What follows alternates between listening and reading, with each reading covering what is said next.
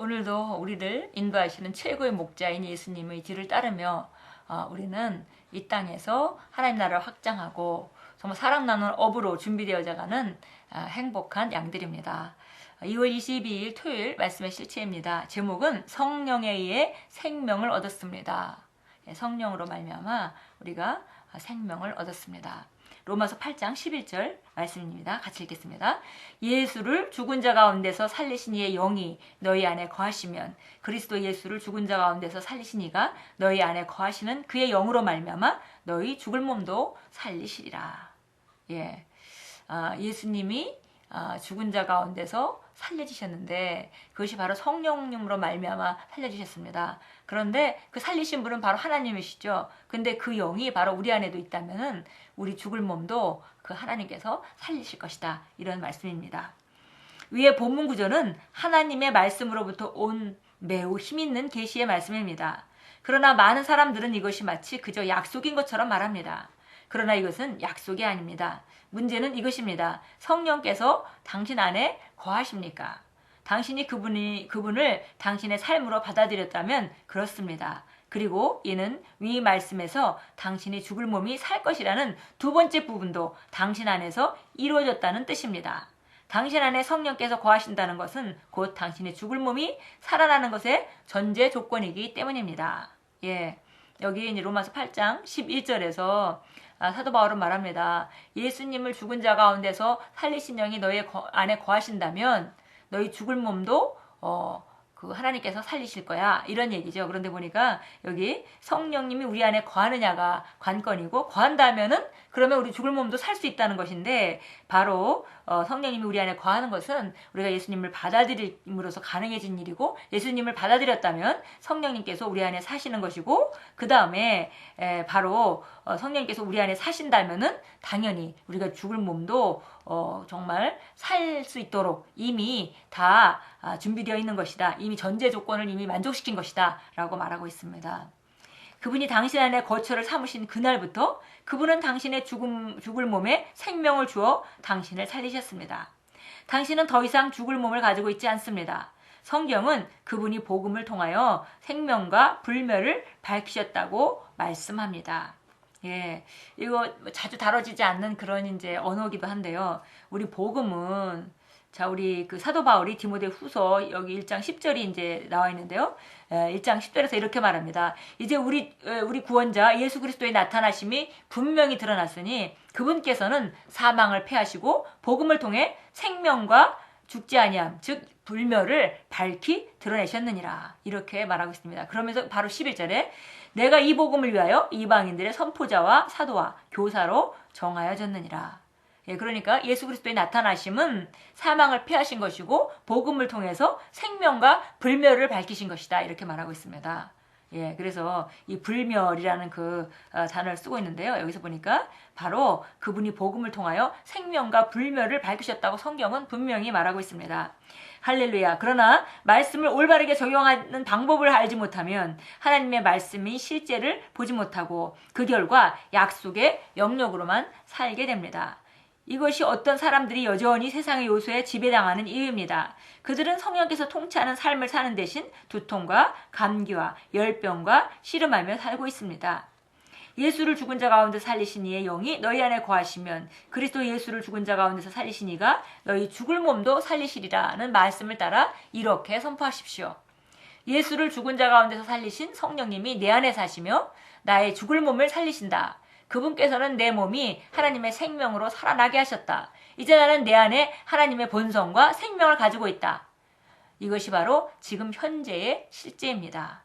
이 생명과 불멸의 불멸을 밝히셨다. 복음을 통해서 생명을 주시고 불멸을 밝히셨다. 이 말을 바로 이렇게 적용할 수 있다는 것이죠. 보니까 또 죽을 몸도 살리신다. 이 그 말을 이렇게 한꺼번에 우리가 고백할 수 있습니다. 예수를 죽은 자 가운데 살리신 그 성령님이 내 안에 사시며 나의 죽을 몸을 살리신다. 그분께서는 내 몸이 하나님의 생명으로 살아나게 하셨다. 이제 나는 내 안에 하나님의 본성과 생명을 가지고 있다. 이것이 바로 우리가 로마서 8장 11절을 우리 삶 가운데 정확하게 적용하는 그런 선언입니다. 사도 바울은 이것을 알고 있었으므로 독사가 그의 팔을 물었을 때도 공포에 떨지 않았습니다. 그는 그저 뱀을 불에 흔들어 떨어버리고 하던 일을 계속했습니다. 거듭나고 성령으로 충만한 자로서 당신은 더 이상 피에 의해 살지 않으며 성령의 능력으로 삽니다. 예수를 죽은 자 가운데서 살리신 바로 그 성령님이 당신의 육신에 생명을 주셔서 당신을 파괴할 수 없는 존재로 만드십니다. 예, 이것이 우리가 이제 피해 여기서 끝에서 세 번째 줄에 당신은 거듭나고 성령으로 충만한 자로서 이거 좀 두 가지 조건이 있죠. 일단은 거듭내야 되고 거듭났다면 그 생명이 있는 것인데 그 생명을 활성화할 수 있는 그런 성령의 충만함이 동반될 때, 수반될 때 더 이상 피해에 살지 않는다 그랬습니다. 예수를 믿는다고 해서 거듭났다고 해서 무조건 이 삶으로 살 수 있는 것이 아니라 거듭나면 이미 조건을 다 만족시킨 거지만 그것이 실제가 되도록 우리가 활성화시켜야 되고 그러기 위해서는 우리가 성령의 충만함이 필요하다는 것이죠. 그래서 우리가 그렇게 충만한 자라면 더 이상 우리는 여기서 피에 의해 살지 않으며 성령의 능력으로 삽니다라고 표현했습니다. 피에 의해서 살지 않는다 이거는 자연적인 능력의 조건을 따라 살지 않는다 그런 뜻이고 성령의 능력으로 산다 이런 말은 바로 우리가 자연을 초월하는 그런 하나님의 약속의 말씀의 영역에서 산다 이런 뜻이 되겠습니다. 그러니까 피에 의해 살지 않고 성령의 능력으로 산다 이 말은 우리가 바로 그 질병이 왔을 때 이 질병에 이 질병을 어떻게 다뤄야 되는지 자연적인 영역의 조건을 따라 살아가는 것을 피해에 산다 이렇게 표현한 것이고요. 그 다음에 자연적인 영역보다도 더 상위 법칙인 하나님의 말씀의 영역으로 가서 우리가 정말 치유가 되었음을 믿고 선언하고 말씀의 영역에서 살아가는 것을 성령의 능력으로 산다라고 표현한 것이죠. 예수를 죽은 자 가운데 살리신 바로 그 성령님이 당신의 육신에 생명을 주셔서 당신을 파괴할 수 없는 존재로 만드십니다.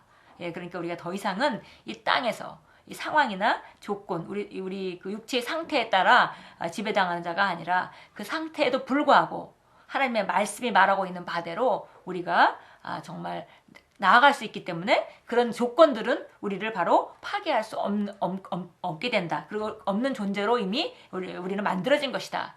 이런 선언입니다. 자, 요한일서 4장 4절 말씀 잘 아는 말씀이죠. 우리 한번 찾아서 읽도록 하겠습니다. 요한일서 4장 4절.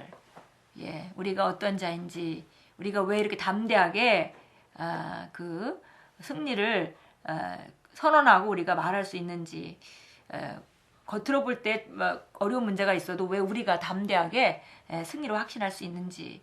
예, 4장 4절입니다. 어린 자녀들아 너희는 하나님께 속하였고 또 그들을 이겼으니 이는 너희 안에 계신 분이 세상에 있는 자보다 더 크시기 때문이라.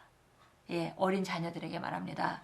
너희는 하나님께 속하였고 그들을 이겼다. 너희가 성장하지 않았다 하더라도 그런 어린 자녀라 할지라도 너는 이미 세상을 이긴 자다. 왜냐하면 너희 안에 계신 분이 세상에 있는 자보다 크시기 때문이라. 예, 그 성령 들어오신 성령으로 말미암아 우리가 새 생명을 얻게 됐고 그 새 생명은 이 세상에서 지배당하는 것이 아니라 세상을 지배하는 생명입니다.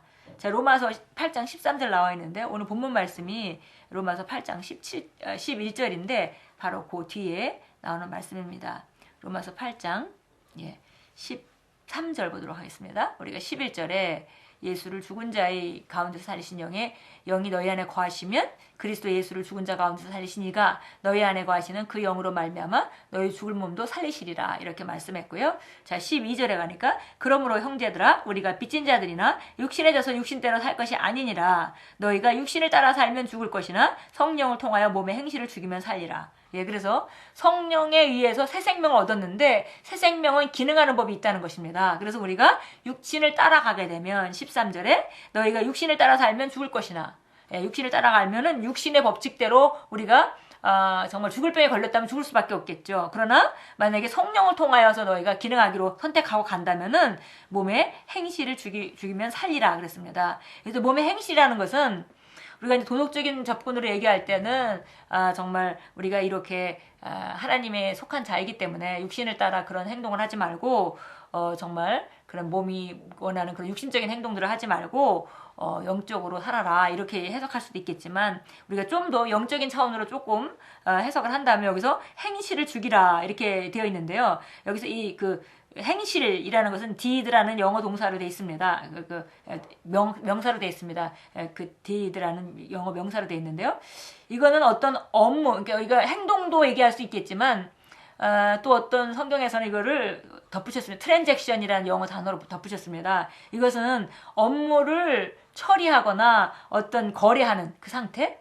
예, 그러니까 이렇게 어떤 상태가 진행되는 거, 업무를 그 처리하거나 거래하는 그런 상태로 이 디드가 그런 내용도 포함하고 있죠. 그런데 그 상태를 억제하게 되면, 죽이면, 그러면 너희가 산다 그랬습니다. 그러니까 만약에 우리가 질병에 걸렸는데 그 질병은 자연적인 영역에서는 죽을 수밖에 없는 병입니다. 근데 그 증상들이 나타나겠죠. 그런데 우리가 여기서 보니까 13절에 너희 몸의 그 증상들을 너희가 거절하고 억제한다면은 너희는 살 것이다. 성령을 통하여 그 일은 가능한 것이죠. 예, 이렇게 되어 있습니다.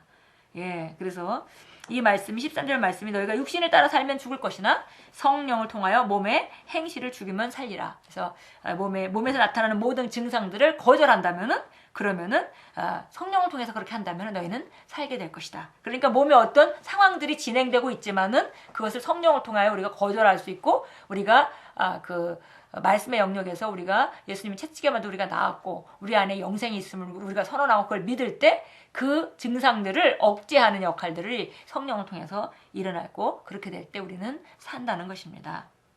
예, 오늘 우리가 고백 같이 하겠습니다. 예수님, 죽음에서 살리신 바로 그 성령님이 내 안에 사십니다. 그분은 나의 몸이 하나님의 생명으로 살아나게 하셨습니다. 이제 나는 신성한 건강과 승리 안에서 행함을 선포합니다. 내 몸은 성령의 전임으로 약함과 질병은 내 몸에 거할 수 없습니다. 할렐루야. 예, 약함과 질병의 증상이 나타나는 것을 거절하고 우리가 하나님의 말씀을 선포함으로 성령께서 그 우리가 선포한 말씀대로 실제로 나타낼 수 있도록 초청하는 것, 그것이 바로 우리가 육신을 따라 살지 않고 성령을 통하여 몸의 행실을 죽이는 것입니다.